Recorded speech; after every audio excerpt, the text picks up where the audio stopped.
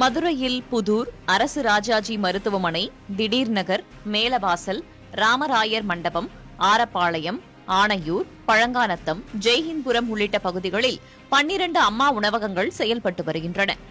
12 பேர் கொண்ட பெண்கள் குழுவினர் இணைந்து இந்த உணவகங்களை நடத்தி வருகின்றனர். இந்த நிலையில் மதுரை பெரியார் பேருந்து நிலையம் அருகே உள்ள மேலவாசல் பகுதியில் அமைந்துள்ள அம்மா உணவகம் கடந்த 20 நாட்களுக்கும் மேலாக இயங்காமல் உள்ளது. பக்கவாட்டில் உள்ள கட்டடங்களில் இருக்கும் கண்ணாடிகள் உள்ளிட்டவை சேதமடைந்து ஆபத்தை விளைவிக்கக்கூடிய நிலையில் உள்ளன. அவங்க சம்பளம் கொடுக்காம பூரா போயிருச்சுங்க. நிறைய சாப்பிடுவாங்க சாமி. அங்கிட்ட ரோட்ல திரு ஜனம் கூட இங்கதான் சாப்பிட்டுக்கிட்டு இருந்துச்சு. நாங்களே வேலைக்கு போயிட்டு இருந்தேன். 12 மணிக்கு வர 5 ரூபாய்க்கு சோத்தா வாங்கிட்டு போய் படுப்போம். இப்ப அது இல்லாம செஞ்சு விட்டாங்க. எதுக்குனால அப்படி ஏறான்றாங்க. அம்மா உணவு ரொம்ப பேத்துக்கு எல்லாம் உணவா நல்லா வாங்க சாப்பிட்டாங்க. நாங்க கூட நல்ல வேலைக்கு போயில சாப்பிட்டு போவோம். இப்ப அது 3 நாள் எல்லா பேத்துக்கும் கஷ்டமா இருக்கு. குழந்தைய ஸ்கூல்ல இருந்து வர பிள்ளையும் சாப்பிடுவாங்க. இப்ப அவங்களுக்கு ரொம்ப சிரமமா இருக்கு.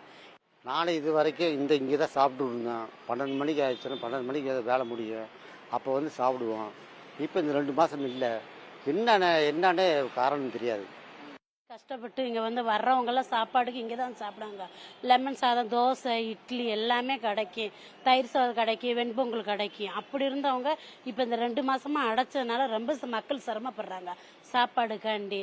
இப்போ அங்கிட்டு தில்லாடிட்டு இருக்காங்க சாப்பாடு. இன்னும் சம்பளம் போடல எல்லாத்துக்கும். இதுகுறித்து மாநகராட்சி அதிகாரிகளிடம் கேட்டபோது மேலவாசல் அம்மா உணவகம் நடத்தி வந்த மகளிர் சுய உதவி குழுவில் இருப்பவர்களிடையே ஏற்பட்ட பிரச்சினை காரணமாக மூடப்பட்டிருப்பதாக தெரிவித்துள்ளனர்.